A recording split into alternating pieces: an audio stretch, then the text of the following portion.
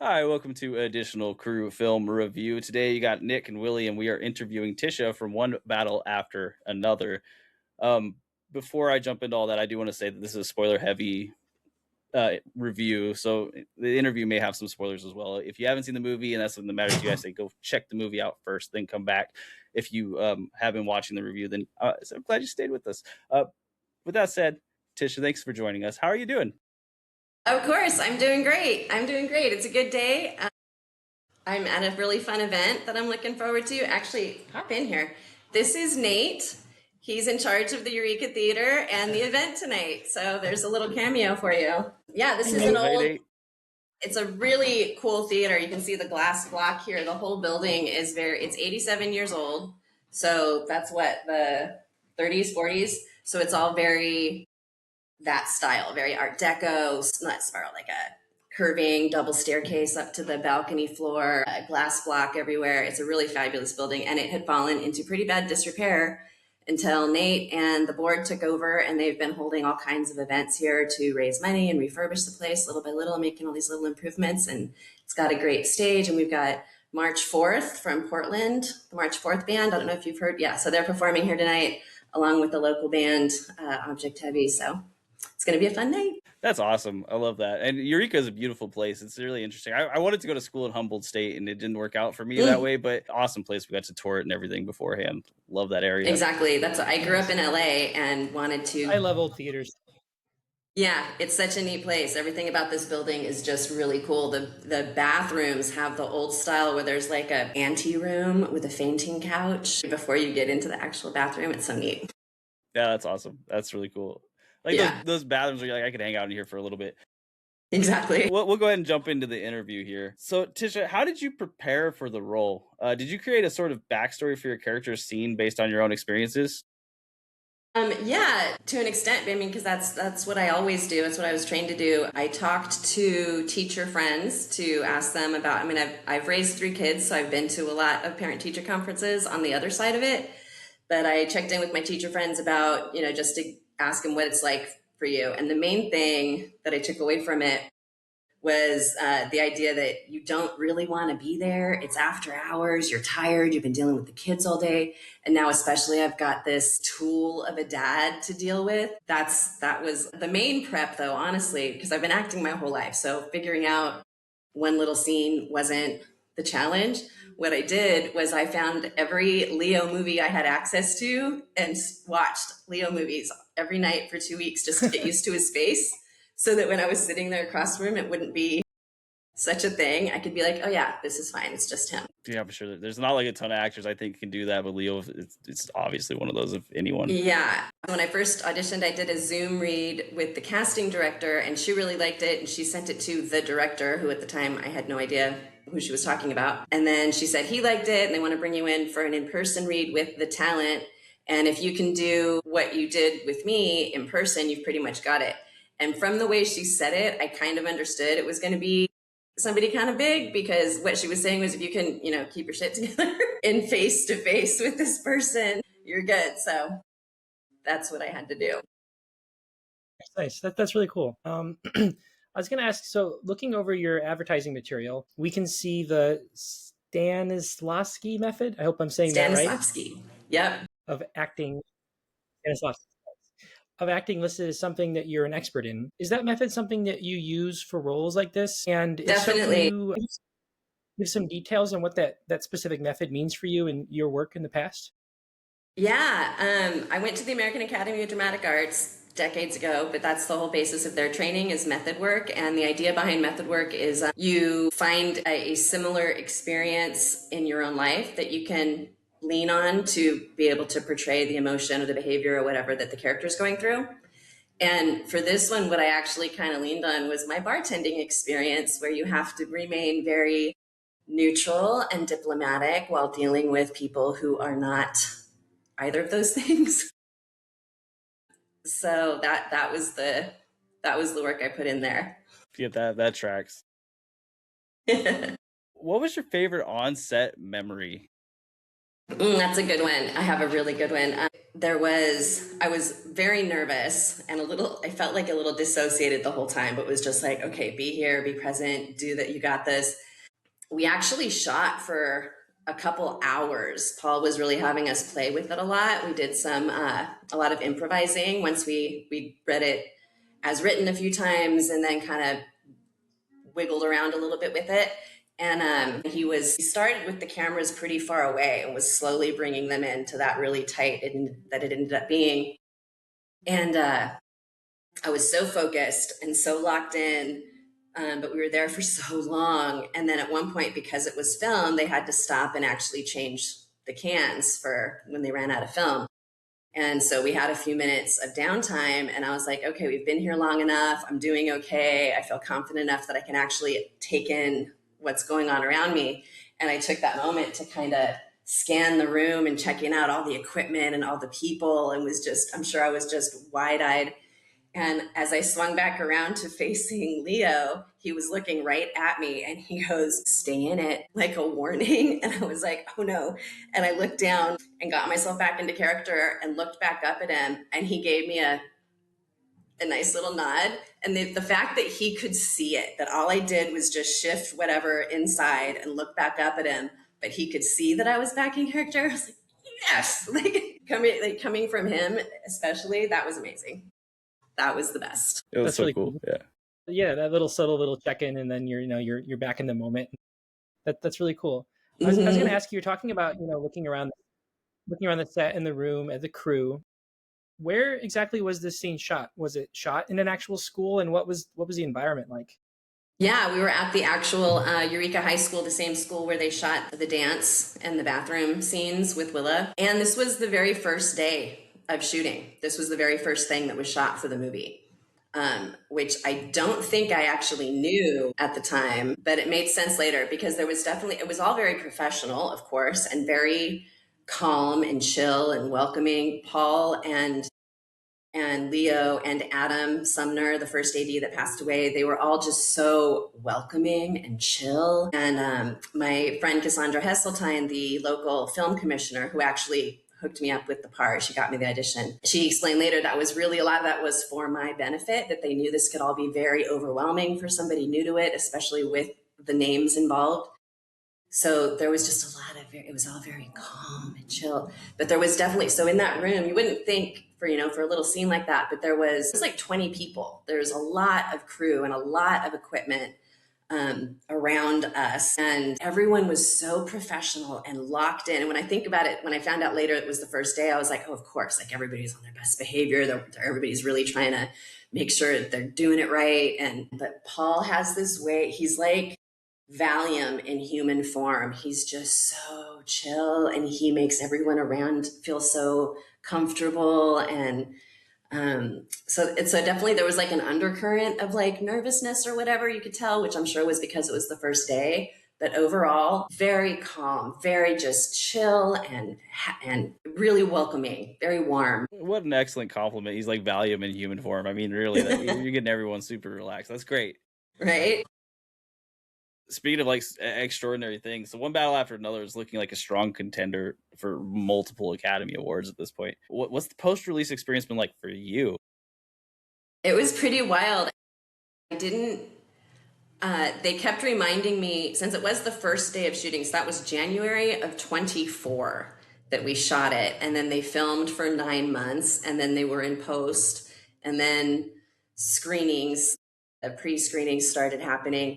All throughout, people kept reminding me it was a small part, small scene, it might not make it. And then when the pre-screenings were happening and all I kept hearing was that it was so long and he had to cut and he had to cut and he had to cut. I was like, oh, it's not going to be in there. It's not going to make it. And so I had no idea up until about 2 weeks before it opened when there were some of the previews were happening. And a friend of mine, Brianna Chapman, a young up and coming director, is in the Directors Guild, and she got to go to the DGA screening, which was the first big screening in LA leading up to the opening. And so she ended up messaging me at 11 o'clock at night, and it was on Sunday night, to say, it's in there, you're in there, it's great, everybody loved it, the room responded really well to your scene. And and then I was just over the moon. I'd kind of been preparing for it just in case, getting my website ready and other things, but I really didn't know if it was going to happen. And then I got that confirmation. And so then I was just really excited.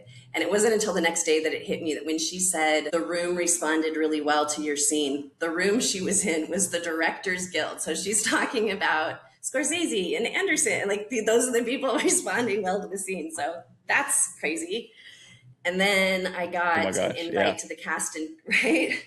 And then I got an invite to the cast and crew screening. I didn't get to go to the red carpet premiere. I'm nobody. I'm not gonna. So I got to go to the cast and crew screening on the Warner Brothers lot at that classic theater that you see in movies. And the A-listers weren't there, but Paul gave a little pre-speech, and then I got to sit in the room with everybody else that worked on the film and watch it in VistaVision. It was amazing. And even just driving onto the Warner Brothers lots. Like I said, I grew up in LA. I've wanted to do this my whole life, but I didn't want to live in LA and I didn't want to raise my kids in LA. So I came up here to go to Humboldt State and raise my kids, and getting onto just driving up to the kiosk and being like, hi, my name's on a list. And like, yes, come on in. Like that was amazing. And then when it finally opened for real here, we did a red carpet premiere thing at one of the movie theaters with some of the other kids that were in the movie and Cassandra, the film commissioner.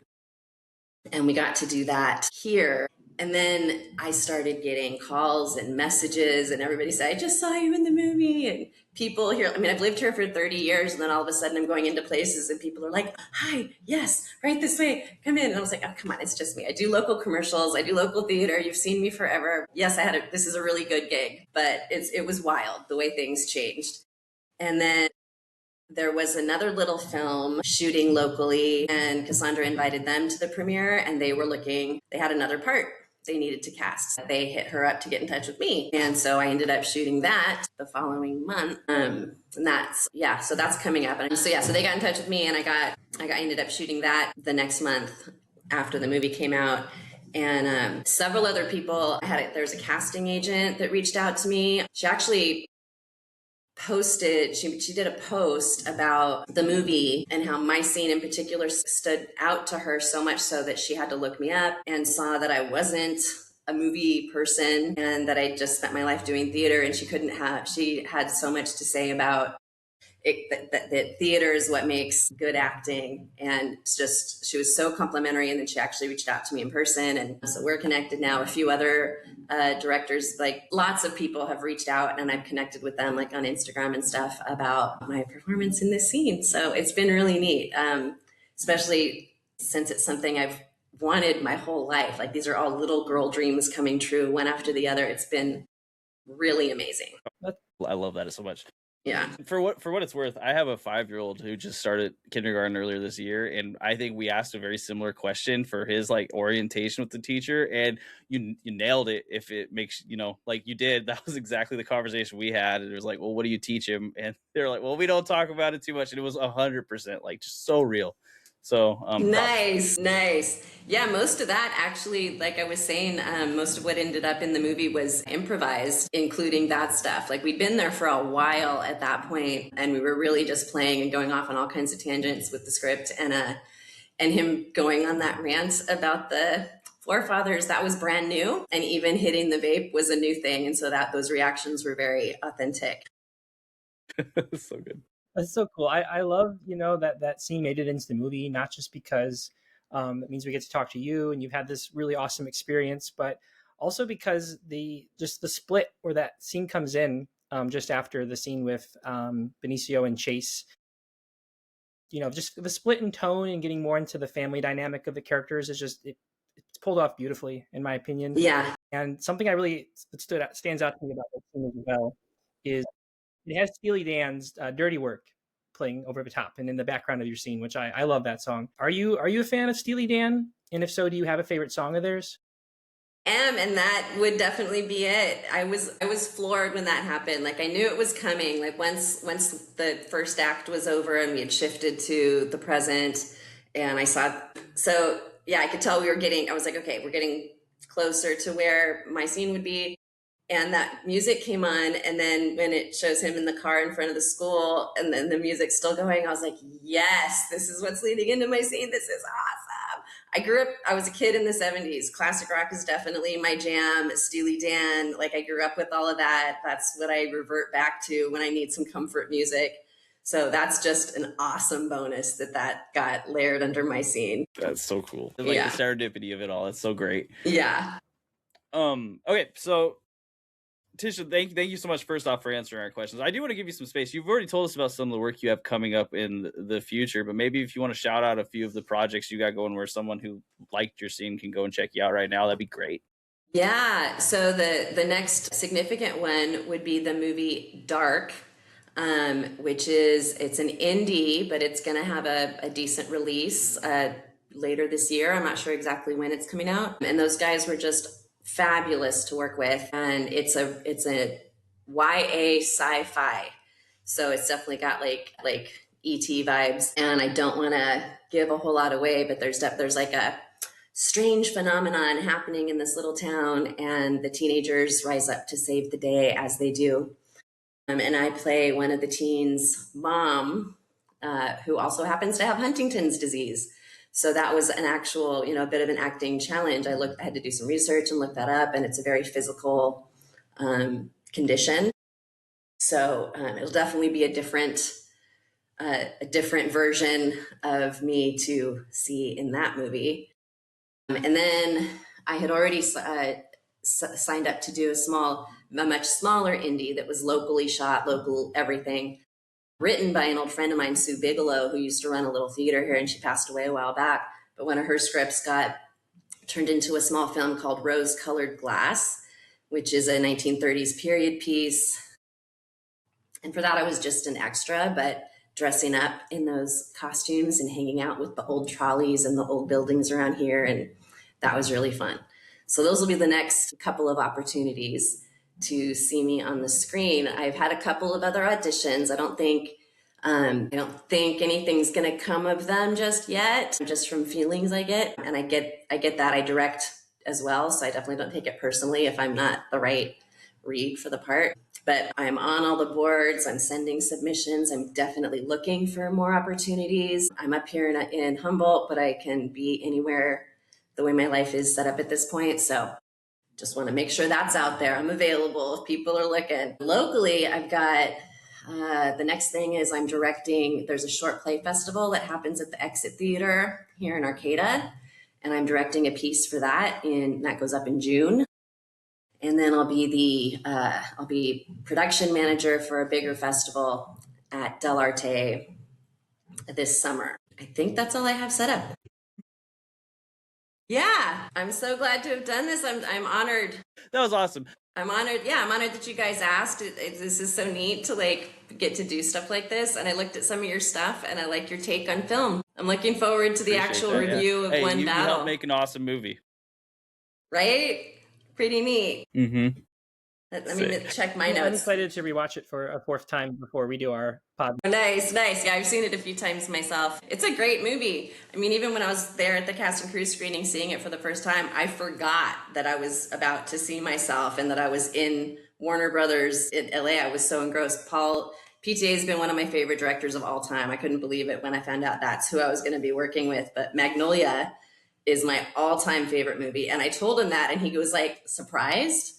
And I was like, do you not know who you are and how good your movies are? Yeah. It's crazy. Oh, and I'm going to be not as anything. I'm just going to be attending, but I will be in LA next weekend going to a Nigerian film festival. So that's something. Yeah. That'll probably be a lot of fun, I bet. Yeah. Looking forward to it. So again, Tisha, thank you so much for joining us. Of course. Well, you got additional crew back here rooting for you, so we hope to see something in the future, and we'll be watching it and saying, "Hey, look, there we go, let's go." Great. Well, thank you. Thanks so much for reaching out and having me on, and I wish you guys all the best too. It looks like you're doing some really neat work, and I'm looking forward to your review about One Battle After Another. Thank you, Tisha. Yep.